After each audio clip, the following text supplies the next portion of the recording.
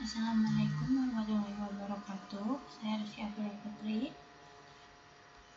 Nah, di sini saya akan mempresentasikan bisnis model kanvas. Apa sih itu bisnis model kanvas atau yang biasa disebut sebagai BMC?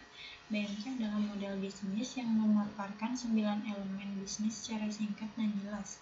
BMC pertama kali diperkenalkan oleh Alexander Osterwalder.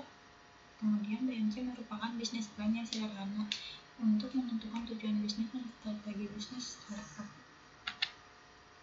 Kemudian elemen dalam BMC yang pertama ada customer segment, value promotion, channel, customer relationship, revenue streams, key results, key activities, key partner, dan cost structure.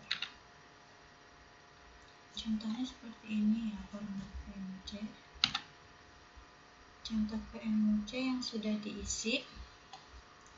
Sini ada key partner, strategi alliance atau pembuatan es krim isian getuk, by supplier relationship, kelompok tani sebagai penyedia dan bahan produksi. Kemudian key activitiesnya production, memilih bahan, memasak, menjual gilik dan mempromosikan gilik.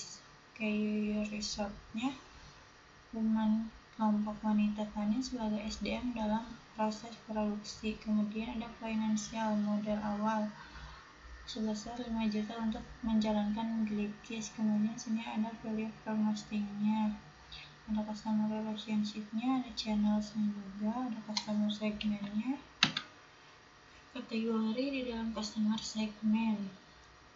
Di sini ada mass market, segmen pasar luas dengan jenis kebutuhan dan masalah yang sama. Ada niche market, segmen pasar yang spesifik, dan ada segmented, segmen pasar yang memiliki kebutuhan berbeda tapi dalam satu kategori. Ada juga diversified, segmen pasar yang memiliki kebutuhan atau masalah yang sangat berbeda. Yang kedua ada value proposition. Value promotion sendiri merupakan nilai atau value yang kita tawarkan untuk pelanggan. Kelebihan dan keunggulan produk kita dibanding pesaing adalah hal yang harus dituliskan di value proposition. Kemudian kategori di dalam value proposition ada newness, produk atau jasa yang baru yang belum pernah ditawarkan sebelumnya. Biasanya banyak ditemukan di dunia teknologi. Ada performance-nya juga, produk atau jasa yang ditawarkan meningkatkan kinerja customer agar menjadi lebih efisien atau lebih efektif. Ada customization, ada produk atau jasa yang ditawarkan berbeda atau ada pilihan untuk segmen yang memiliki kebutuhan yang seragam dan berbeda. Kemudian ada kategori dalam channel. Yang pertama ada direct sales force, web sales, dan own stores. Yang kedua ada indirect partner stores atau wholesaler. Kemudian kategori di dalam customer relationship ada transaksional, beli putus saat itu juga. Ada long term, hubungan jangka panjang antara Anda dengan pelanggan. Ada juga personal assistant, ada sales rep yang melayani pelanggan Anda.